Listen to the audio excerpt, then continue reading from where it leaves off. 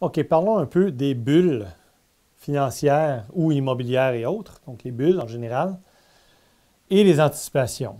OK? Alors, lorsqu'on parle de bulles, c'est très compliqué parce que lorsqu'on parle de bulles, généralement, on parle ex post, c'est-à-dire qu'on regarde en arrière et on dit « Ah, tel marché était en bulle, c'était évident. » Donc, prenons un exemple simple. Supposons que vous regardez un marché, okay, vous regardez à travers le temps, là, le prix de quelque chose, le prix moyen des maisons, le prix des actifs financiers d'un secteur ou de la bourse en général, le prix des obligations, le prix de l'or, bon, peu importe. Okay? Et il arrive le phénomène suivant. Donc, ça va comme ça, et là, soudainement, ça fait ça comme ça. Okay? Donc là, évidemment, juste l'effet visuel, et là, c'est là que ça devient problématique. Donc, juste l'effet visuel entre ici et là, il y a l'air d'avoir eu une énorme hausse, alors qu'avant, c'était plat. L'évolution du prix à travers le temps, okay? L'évolution du prix à travers le temps, c'était plat, et là, soudainement, il arrive une grosse hausse.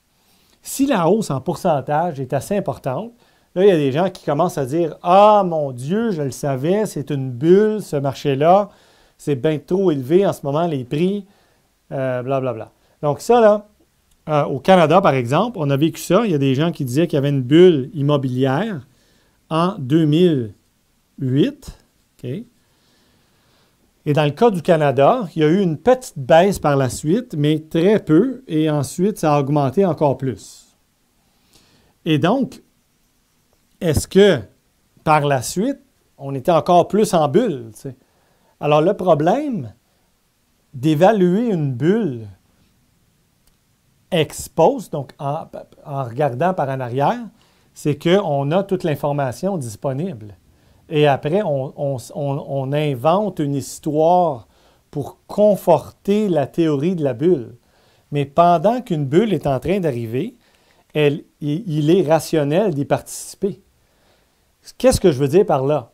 Si moi, je pense que vous allez continuer à acheter et vous pensez que moi, je vais continuer à acheter et que tout le monde va continuer à acheter, nous pensons tous collectivement que les prix vont continuer à augmenter.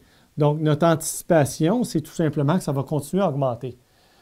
Donc, il est rationnel, même si je trouve que les prix sont déconnectés de la réalité, okay, d'y participer quand même.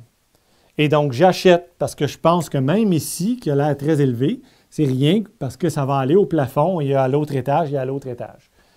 Et donc, autrement dit, il est très difficile de dire qu'une bulle est une bulle avant que cette bulle-là ne pète. Et en particulier, tant qu'il n'y a pas de raison de croire que quelque chose va crasher, le prix de quelque chose va crasher, bien, il est rationnel d'y participer, même pour ceux qui trouvent que les prix sont exagérés. Et donc, lorsqu'on regarde un autre marché, okay, lorsqu'on regarde le prix des, mettons, des crypto-monnaies, donc le Bitcoin et autres, là, il y a eu un moment, là, pendant un bout de temps, là, les prix augmentaient, c'était absolument astronomique. Donc, les prix avaient relativement peu bougé pendant un bout de temps et ont augmenté en flèche. Et là, les gens disaient, c'est une bulle, ça va péter, c'est sûr, ça va redescendre où c'était. T'sais. Alors, évidemment, ça, effectivement, la hausse de prix était complètement hallucinante, là, et il semblait avoir peu de raisons pour expliquer une telle hausse. Par contre, ce qui est arrivé vraiment, c'est qu'il y a eu une combinaison de deux choses. Plusieurs pays, et surtout la Chine, ont soit carrément interdit ou bien beaucoup, beaucoup limité l'usage du Bitcoin. Et deux, les taux d'intérêt se sont mis à augmenter ailleurs et ça a créé l'effet d'un resserrement monétaire et d'une panique. Donc là, ça a mis un petit élan baissier au début et le petit élan baissier a fait craindre les gens qu'effectivement, il allait avoir une chute brutale à partir d'un haut et donc se sont mis à continuer à anticiper une baisse. Et évidemment, là, il y a eu une correction brutale, effectivement.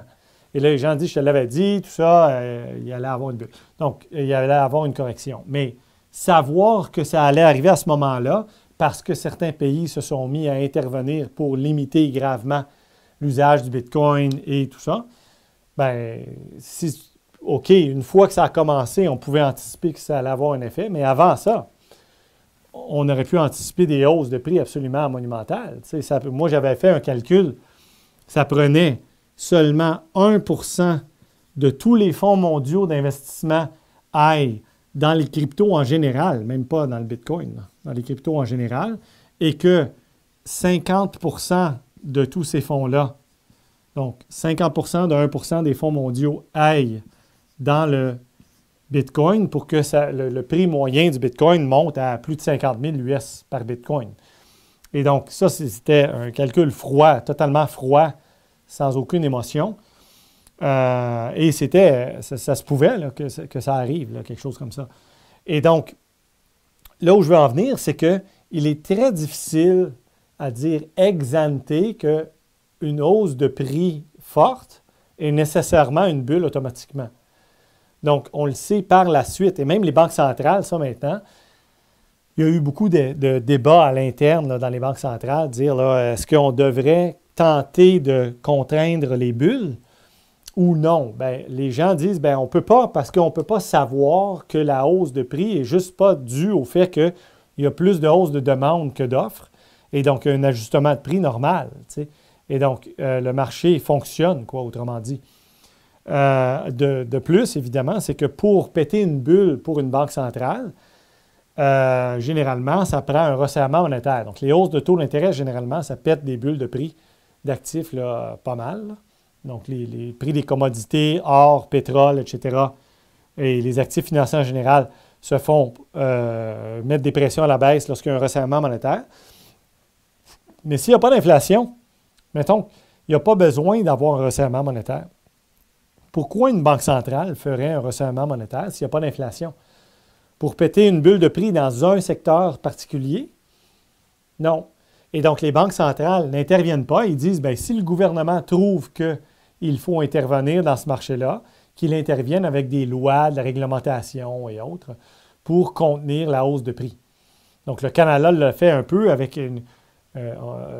ils ont essayé de limiter l'achat par des non-canadiens, d'immobilier canadien, pour contenir la hausse de prix. Et encore, ça fait juste créer des contournements, évidemment. Donc, il y a des firmes canadiennes qui se mettent à acheter des actifs et les gens achètent des parts des actifs immobiliers et les étrangers achètent des parts dans ces firmes canadiennes-là. Et donc, ça revient comme au même. Ils achètent de l'immobilier indirectement. Tu sais. Et donc là, si tu te mets à jouer au chat et à la souris, ça devient une espèce de patch-up de politique pour essayer de contenir les prix, alors que peut-être la hausse de prix, bien, c'est juste comme ça, puis les prix augmentent, puis c'est tout. Tu sais. Donc, les gens sont prêts à acheter. Alors, les bulles sont non seulement dures à contenir par la Banque centrale, ce n'est pas leur mission, et surtout, lorsqu'il n'y a pas d'inflation, il n'y a pas de raison de resserrer la politique monétaire, ce qui est la chose qui pète le plus les bulles tu sais, d'actifs en général.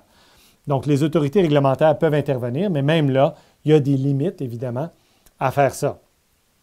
Donc, lorsqu'il y a une forte hausse de prix dans un marché quelconque, il est évidemment tentant pour certains de dire, bien, c'est une bulle, c'est dangereux, mais en même temps, c'est rationnel si vous pensez que la fameuse bulle va continuer. Et évidemment, il se peut que vous soyez surpris du fait que la fameuse bulle, bien, ce n'était pas une bulle, finalement, et le prix peut, au lieu d'aller vers le bas, donc là, je ne parle pas du Bitcoin, là, mais dans d'autres marchés, là, si vous êtes rendu, mettons, ici, le prix peut augmenter jusque-là et baisser par la suite puis se stabiliser ici. Alors, évidemment, c'était un bon achat. Tu sais. Vous avez perdu un petit peu ici, mais vous avez un bon rendement avec cette hausse-là. Tu sais. Et donc, autrement dit, les hausses de prix ne sont pas nécessairement signes que quelque chose est exagérément élevé puis que c'est tout déconnecté de la réalité. Tu sais. Ça dépend de l'allocation des fonds entre les marchés puis de plein d'autres choses. Et entre autres, ça dépend évidemment des alternatives. Ça, c'est l'autre affaire dont il faut tenir compte. Lorsque les obligations fédérales offrent des rendements très proches de zéro à tous les horizons, donc à 0 à 1 an, à moyen terme, 2, 4, 5, 7 ans, et même à long terme, 10 ans. Donc, lorsque tous les rendements dans les marchés obligataires sont proches de zéro, bien, il est tentant, évidemment, d'aller chercher des rendements ailleurs. Donc, entre autres, dans les marchés des actions, par exemple, et même dans le marché immobilier. Et donc, si les gens jugent qu'il est impossible d'aller chercher du rendement au moins adéquat, au moins pour couvrir l'inflation, dans les marchés sûrs, donc les marchés, en tout cas, pas de risque de défaut de paiement, je veux dire, bien, les gens vont aller ailleurs. Ils vont aller dans les actions et peut-être même dans l'immobilier et autres. Les terres, acheter des terres, je ne sais trop quoi d'autre. L'art, ART et autres.